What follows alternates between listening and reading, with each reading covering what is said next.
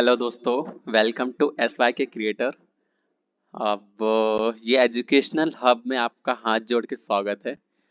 और बस ये वीडियो में बने रहिए और सीखते हैं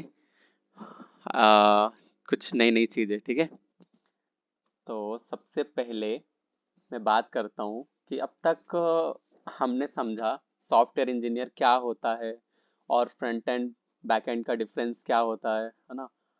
और आज एक नाम बार बार सुनोगे और वो नाम होगा रिएक्ट। क्या होगा? रिएक्ट।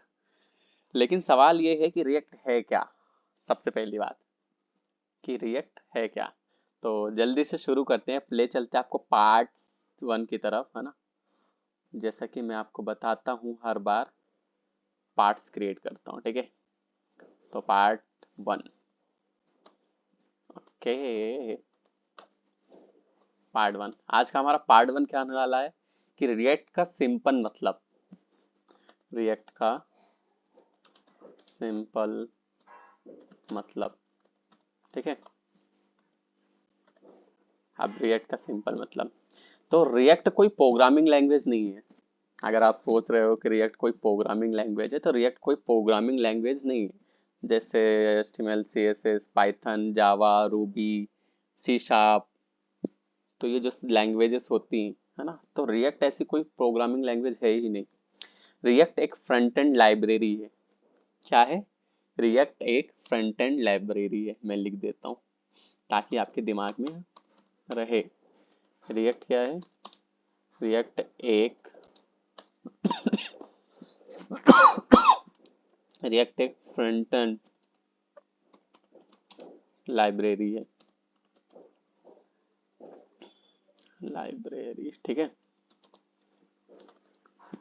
स्पेलिंग वगैरह देख लिया करना दोस्त, है ना, तो थोड़ा सा स्पेलिंग में दिक्कत होती है। ठीक है, तो रिएक्ट एक क्या है?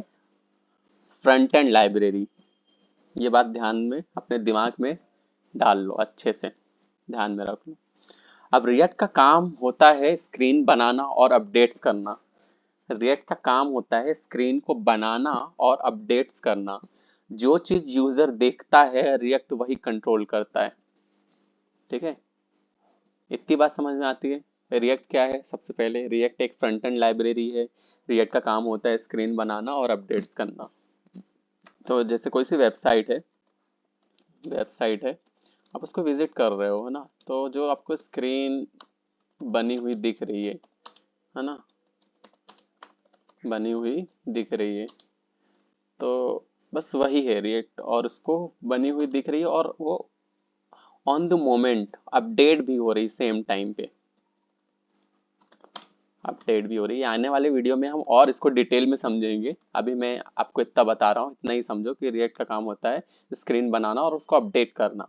जो चीजें यूजर देखता है रिएक्ट वही कंट्रोल करता है। ठीक है, आप बात चलते थोड़ा आगे की तरफ, पार्ट 3 की तरफ। पार्ट 2 था ना यार, पार्ट 2 तो बताया नहीं मैंने। पार्ट 2, ठीक है, तो पार्ट 2 की तरफ चलते हैं। रिएक्ट की जरूरत क्यों पड़ी हमें? रिएक्ट की जरूरत, है ना, रिएक्ट की जरूरत क्यों पड़ी? पहले देखो, सिंपल सी चीज है। क्या हुआ करता था पहले? ठीक है, पहले वेबसाइट सिंपल होती थी, पेज रिलोड होता था, डेटा फिर से लोड होता था। लेकिन आज के ऐप्स फास्ट चाहिए। यूजर को चाहिए कि फास्ट फास्ट काम हो, जल्दी जल्दी चीजें हो।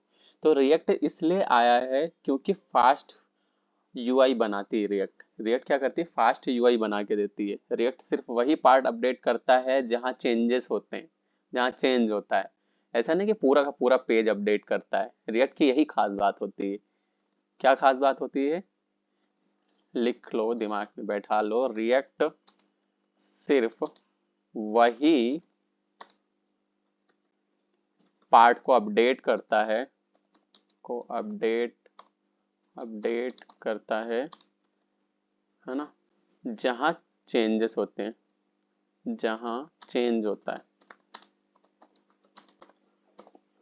ना। तो पहले क्या होता था, पहले पूरा का पूरा पेज रिलोड होता, सब सारी चीजें अपडेट होती तो टाइम ज्यादा लगता था।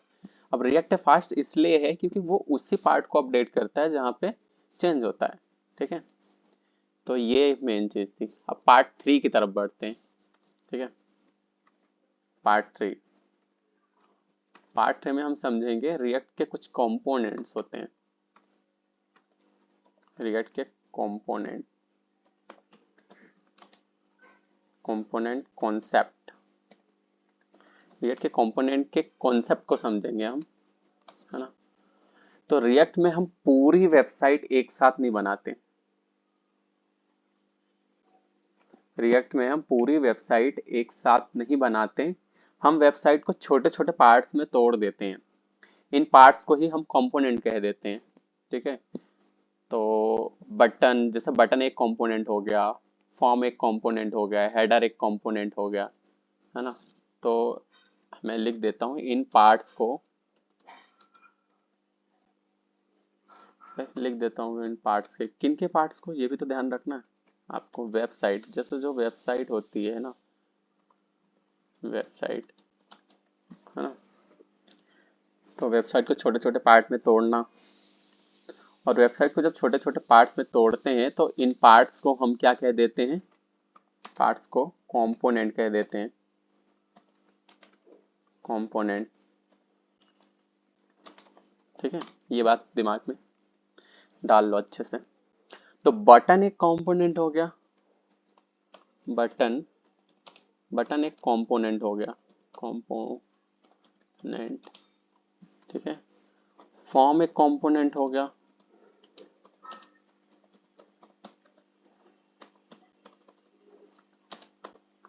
अब हेडर एक कंपोनेंट हो गया, हेडर एक कंपोनेंट हो गया। तो ये सब क्या है, कंपोनेंट है। ठीक है, इससे कोड सिंपल और रीयूजेबल हो जाता है। ये चीज से क्या होता है, कोड, कोड जो होता है सिंपल और रीयूजेबल हो जाता है। ये रीयूजेबल का कॉन्सेप्ट आपको बहुत ध्यान में रखना होता है क्योंकि बहुत ज़्यादा ज़रूरी है। आगे आने वाले वीडियो में हम समझेंगे इसको भी। तो इससे कोड सिंपल और रीयूजेबल हो जाता है। बस कंपोनेंट्स आपको समझ में आ गया, रिएक्ट के कंपोनेंट का कॉन्सेप्ट। कंपोनेंट्स कुछ नहीं होते, कंपोनेंट्स एक तरीके से जो वेबसाइट में छोटे छोटे पार्ट्स होते हैं, है ना, इन पार्ट्स को हम कंपोनेंट कहते हैं। बस अब पार्ट 4 की तरफ चलते हैं।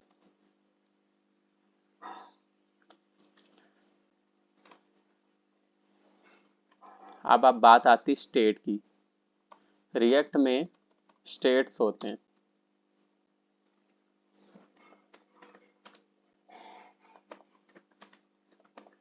है ना, रिएक्ट में स्टेट्स होते हैं।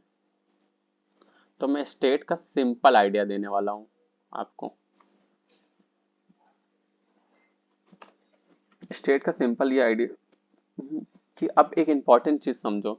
स्टेट, स्टेट का मतलब क्या होता है, डेटा जो चेंज होता है, जो चेंज होता रहता है ना। जैसे लाइक काउंटिंग, आपने सुनी होगी, काउंटर। आप कभी सर्च करोगे एक काउंटर करके वेबसाइट तो आपको दिखेगा काउंटर।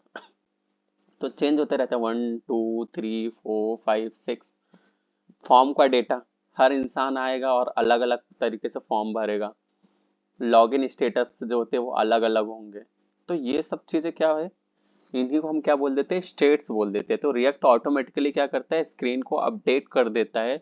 और जब स्टेट चेंज होती है, जब स्टेट चेंज होती है तो रिएक्ट क्या करता है, ऑटोमेटिकली स्क्रीन को अपडेट कर देता है। तो मैं लिख देता हूँ यहाँ पे, स्टेट मतलब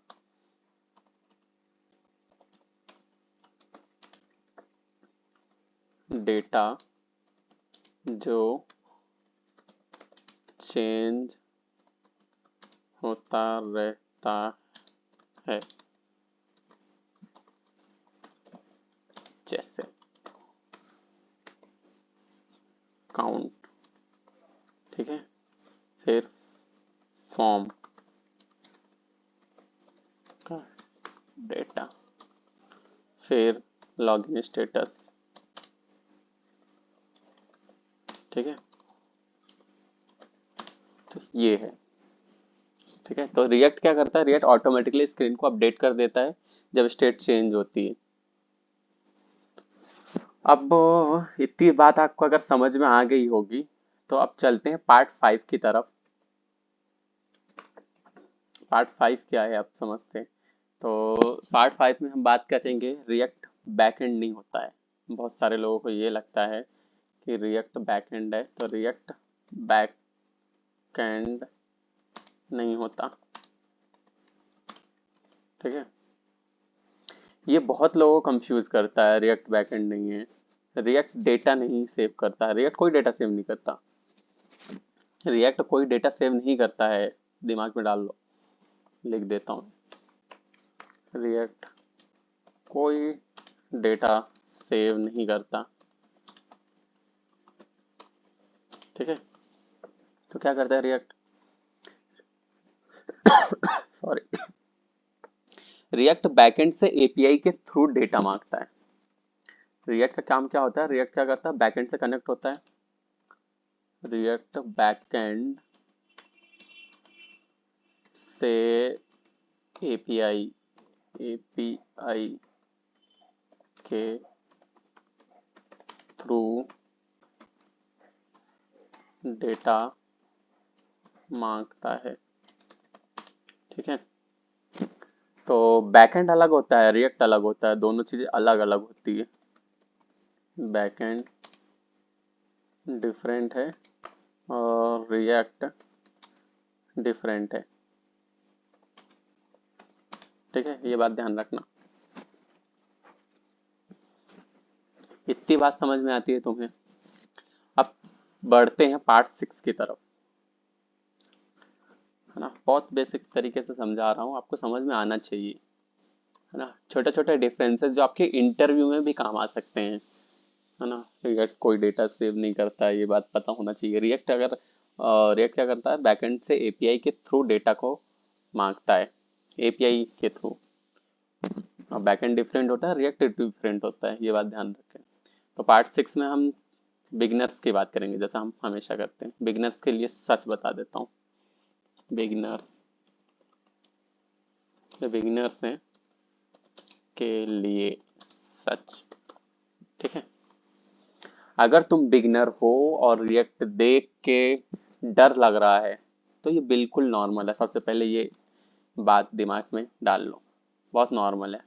बिगिनर हो, तुम शुरुआत कर रहे हो, तो रिएक्ट को तुम्हें ये देख करके ही थोड़ा डर लगेगा, तो ये बिल्कुल नॉर्मल है, कोई डरने वाली बात नहीं है। सबको शुरू शुरू में ऐसा होता है, बट रिएक्ट कोई मुश्किल नहीं है।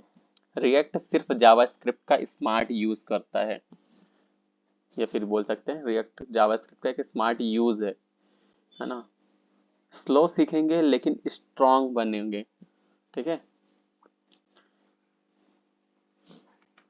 मैं लिख देता हूँ, रिएक्ट सिर्फ जावास्क्रिप्ट का स्मार्ट यूज है।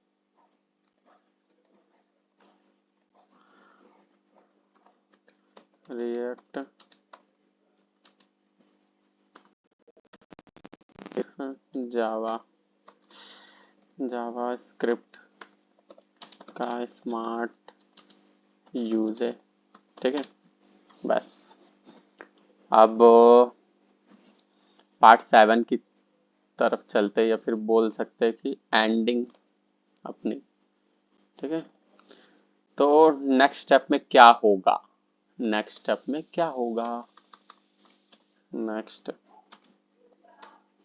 स्टेप में क्या होगा। ठीक है, तो नेक्स्ट स्टेप में कुछ नहीं होगा। नेक्स्ट वीडियो में हम रिएक्ट में सबसे पहला कॉन्सेप्ट सीखेंगे कि कंपोनेंट का फर्स्ट प्रैक्टिकल एग्जांपल। जीरो से स्टार्ट करेंगे और सब चीजें अच्छे से करेंगे, है ना। तो नेक्स्ट वीडियो में हम क्या करेंगे, कंपोनेंट का फर्स्ट प्रैक्टिकल एग्जांपल देखने वाले हैं। First practical example. ठीक है, कंपोनेंट का, किसका, कंपोनेंट का। इतनी बात समझ में आती है। ठीक है, तो बस अगर आज रिएक्ट का कॉन्सेप्ट क्लियर हो गया हो तो कमेंट में लिखो रिएक्ट समझ आया। क्या लिखना है? रिएक्ट समझ आया। ठीक है, आपको लिखना है रिएक्ट समझ आया। और सीखते रहो, ग्रो करते रहो। मिलते हैं नेक्स्ट वीडियो में। Till then bye bye, take care और अपनी हेल्थ और वेल्थ दोनों का ध्यान रखें।